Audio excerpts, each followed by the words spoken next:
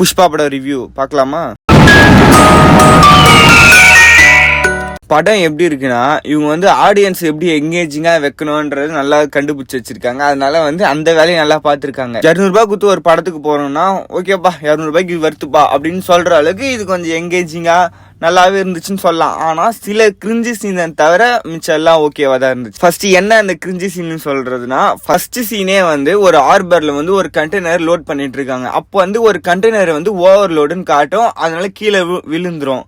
அதுக்கப்புறம் ஓனர்லாம் வந்து பார்க்கும்போது அதுக்குள்ள வந்து மரக்கட்டை மட்டும் இல்ல, அதுக்குள்ள வந்து ஒரு மனுஷனும் இருக்கான் அப்படின்னு சொல்லுவாங்க. அப்போ வந்து அது ஓனர் சொல்லுவான், இந்த கண்டெய்னர் வர்றதுக்கே 40 நாள், அப்ப 40 நாள் எப்படி அவன் உள்ள இருக்க முடியும் சாப்பாடு இல்லாம அப்படின்ற மாதிரி சொல்லுவாங்க. அப்பயே தெரிஞ்சிச்சு ஒரு பெரிய கிரிஞ்சு சீன்னுட்டு. ஓப்பனிங் சீனே இப்படி இருக்கு, அவ படத்து ஃபுல்லா இப்படிதான் இருக்குமோ அப்படின்னு அந்த ஒரு பயத்திலே இருக்கும்போது அப்படியே வந்து டோட்டலா வேற ஒரு ஜானருக்கு எடுத்துன்னு போயிட்டாங்க. அதுதான் நல்லா இருந்துச்சு. புஷ்பா படம் 1 எப்படி இருந்துச்சோ அதே தீம்ல சூப்பராகவே இருந்துச்சு ஃபர்ஸ்ட் ஹாஃப் ஃபுல்லா. இந்த ஸ்டோரி எந்த மாதிரி ஸ்டோரினா, புஷ்பா வந்து சிஎம் பார்க்கலான்னு கிளம்புவாரு. அப்போ வந்து ஸ்ரீவலி சொல்லுவாங்க, ஒரு போட்டோ ஒன்று எடுத்துட்டு வாங்க, இங்க ஆள்ல மாட்டலான்ற மாதிரி சொல்லியிருப்பாங்க. இதுதான் அந்த படத்தோட கதையே. அங்க போனா வந்து சிஎம் வந்து நல்லாதான் பேசுவாரு. புஷ்பா தெரியாதா, அவர் பேச்சு காதுல விழுந்துட்டே இருக்குன்ற மாதிரி பெருமையா சொல்லுவாரு. சோ இவரும் அழகா சால்வே போத்தலான்னு போகும்போது ஒரு கடத்தல்காரன் கூட எல்லாம் நான் போட்டோ எடுத்துனா என் பேர் என்ன ஆகுதுன்ற மாதிரிலாம் வந்து புஷ்பாவை அசிங்கப்படுத்துவாரு. உங்களுக்கே தெரியும், புஷ்பாவை லைட்டா வந்து ஏதாவது ட்ரிகர் பண்ணாலே அவர் வேற ஏதாவது பயணம் பண்ண ஆரம்பிச்சுவாரு. கதையா பார்க்கும்போது இது ஒரு போட்டோக்காக தான் இந்த படமே நவுறுது, இல்லைன்னா அந்த படமே ஸ்டக் ஆகி தான் நின்று இருக்கும். அதுக்கு நடுவில் அங்கங்க வந்து ஃபகத் வேற, அவர் வந்து ஃபர்ஸ்ட் ஹாஃப்ல வந்து ஒரு பயப்படுற மாதிரி வில்லனா காமிச்சாங்க.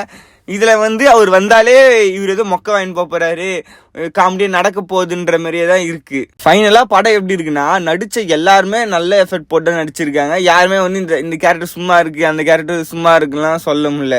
எல்லாருமே பயங்கரமா நடிச்சிருக்காங்க.